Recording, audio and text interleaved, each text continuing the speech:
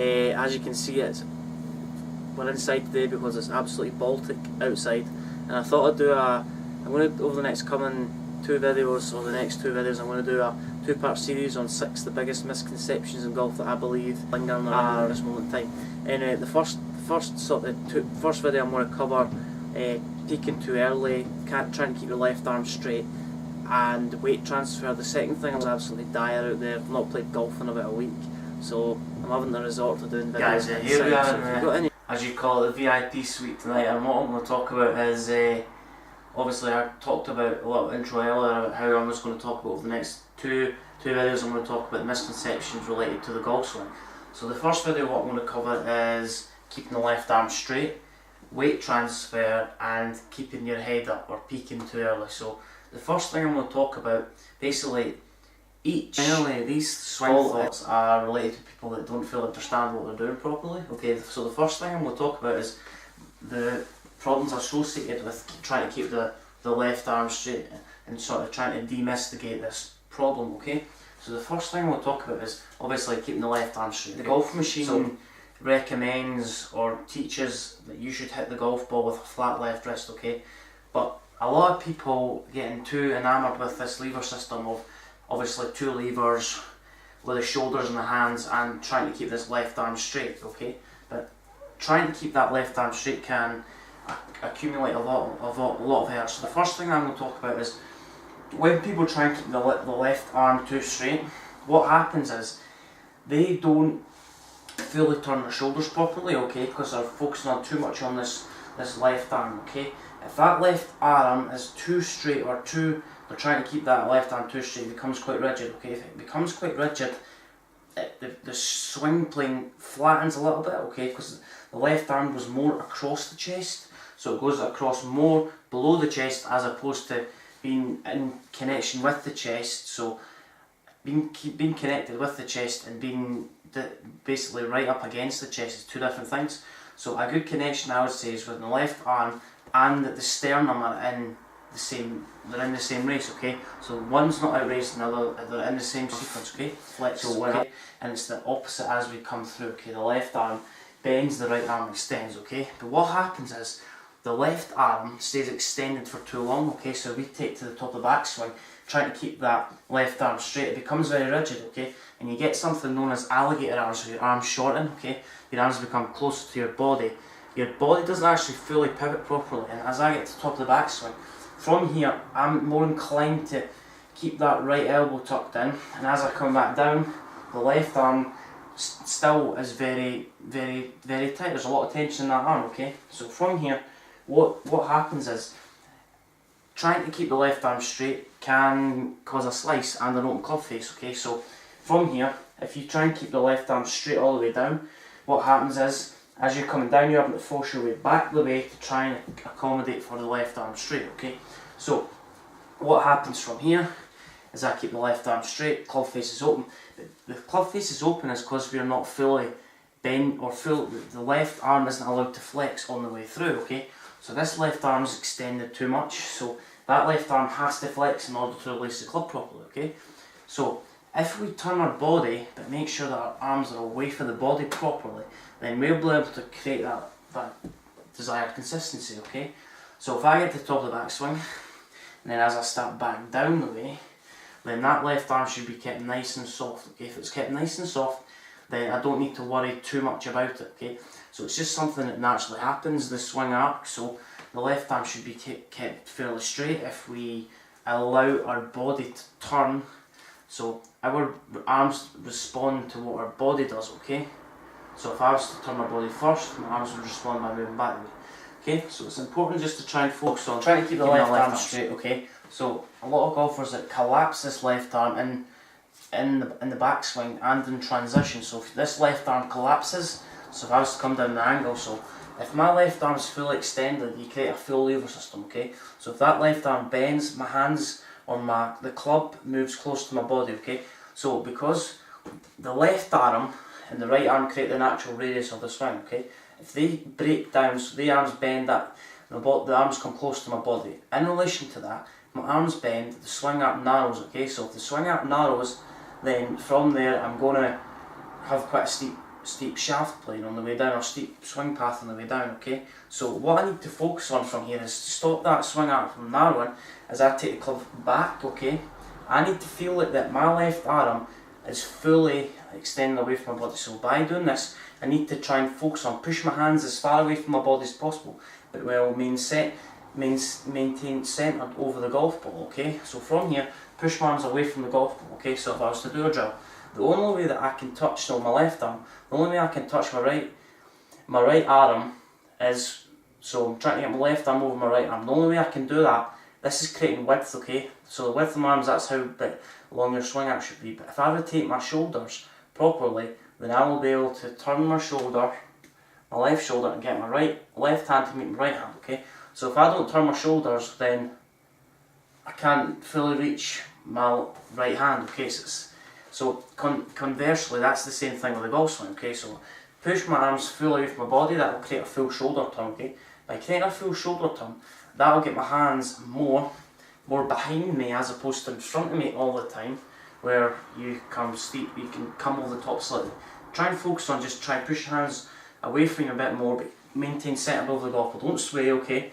So keep your centre or your sternum over the golf ball, and then just turn your shoulders, okay? So push your hands away from your body, then come back down and impact, okay?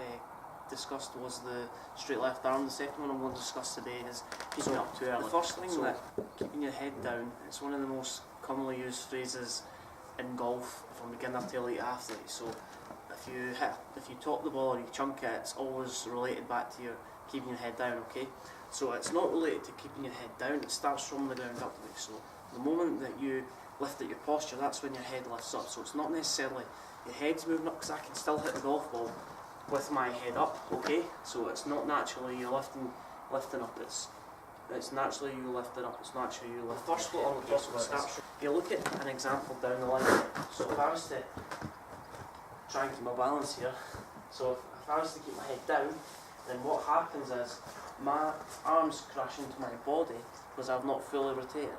So what I need to do in order to do that is, so if I'm lifting my head quite early, so what I need to do, if I'm keeping my head down too long, then that stops rotation. So what happens is my shoulders tend to be tilted more towards the back or more backwards, and then that puts a lot of stress on my back, okay? So I get too much excessive body bend to the right, okay?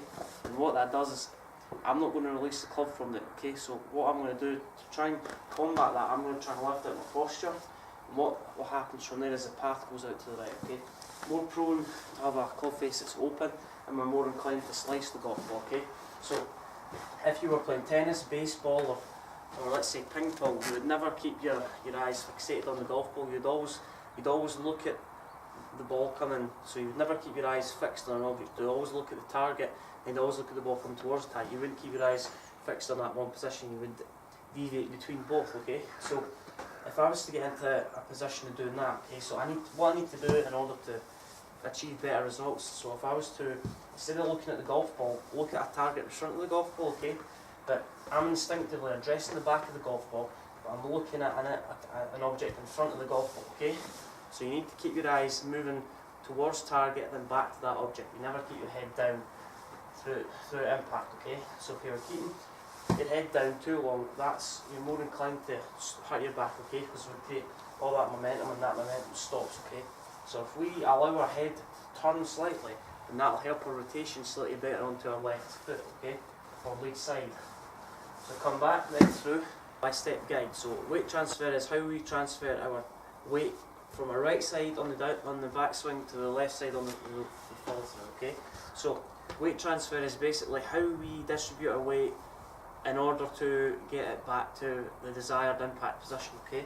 So the first thing I'm going to talk about is when people have too wide a stance, okay? So people have too wide a stance and they have quite a slow swing speed. So if their stance is too wide and they have quite slow swing speed, they're going to have generally quite slow hip speed if you relate that back to that, okay?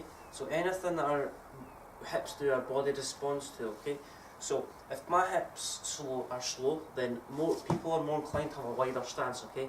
So if you stand too wide, then your hips aren't going to move as quickly as your upper body, okay? Because they're slightly out of sync. So what you need to do stand a little bit narrower, okay? So just kind of preset yourself and give your hips a shorter distance to travel at such a short speed, okay? The second thing we'll talk about is when people stand too narrow, okay? So what happens from here is they're got quite a quick club head speed, quite a quick swing speed, okay? So what they'll do is they'll move their hips too quickly. But in moderation, if you move your hips too quickly with a narrow stance, your hips are going to be firing too early. You're more inclined to get ahead of the golf ball and block it, or you could spin out posture too early because you've got a tendency to pull the ball left, trying to get the club back to the right, okay? So the first thing I will talk about is in order for you to understand weight transfer, you need to find out your club head speed. Wider stance for people who have quite a lot of club head speed, or a really high club head speed, okay? Narrower stance for people who have a slower swing speed, okay? So if you have quite a wide stance and you don't have as quick hip speed as somebody else, then your upper body's outracing your lower body, and it's vice versa. So if you stand quite narrow with fast club head speed, your hips are going to be outracing your upper body, and that's where you can create a lot of errors and a lot of compensations and a lot of misconceptions within your game, okay? So the first thing I'd like to say is when you're transferring your weight instinctively. So if I was to throw a golf ball, okay? So if I was to throw a ball, okay, in baseball and in tennis, let's say I'm just playing a normal sport. Let's say I'm throwing something to, let's say the black flag's only 20 yards. So how do you get feel, okay? So if you can throw a ball forward, that you've already got that feel, okay? It's just when it comes to golf, it's a little bit more complicated. So the more practice that you put into your game, the more benefits you'll have to generate better technique and better feels within your shots, okay? So if I was to throw a ball, I'd just naturally transfer my weight, okay? So if I was to come back, my weight goes inside my right heel, okay? So I was to take the club back, nice golf ball. So if I was to take that back, the weight goes on my right heel, okay? So it sinks into that right heel, and as it comes through, it goes towards my toe, so my toe, and then my heel, okay? So it goes from heel to toe, then my heel from left foot spins out, okay? So if I was to hit a shot, okay, so if I was to transfer my weight, it goes from right foot to the left foot, okay? And go back through. Right? Try that again. So I'm not generally thinking, the good thing I like to think about is the arms dictate the way your weight transfers. So what I mean by that is, if your arms go out in front of you, then you're going to fall over, okay? So if your arms go behind you, then you're going to fall back, okay? So if I was to come close to the camera, so let's say I was to move my arms to the right, all my weight would go into my right quadricep, okay?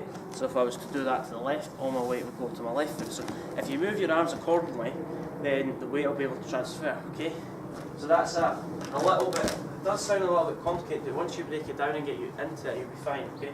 So it will be conducive to you. So if I was to try that again, so my weight goes into my right heel, and as it comes through, my left foot turns out, okay? So if I turn that, preset that foot, and then just go back, and then through. Try that once more, then through. Try that again. So I'm doing it instinctively. All I'm focusing on is where I'm brushing the ground in relation to the golf ball, okay? So I'm not thinking, oh, how much weight do I need to produce into that back foot and then lead foot. So as long as you can get your weight back where it started on the follow through or the downswing, then you're hitting the ball or you're transferring your weight correctly, okay? Find my tips helpful, subscribe to my channel at Jamie Allan Golf and follow me on Twitter, Facebook and Instagram under Jamie Allan Golf. So 3 tips we're focused on there. Straight left arm, keeping your head down, and weight transfer, okay?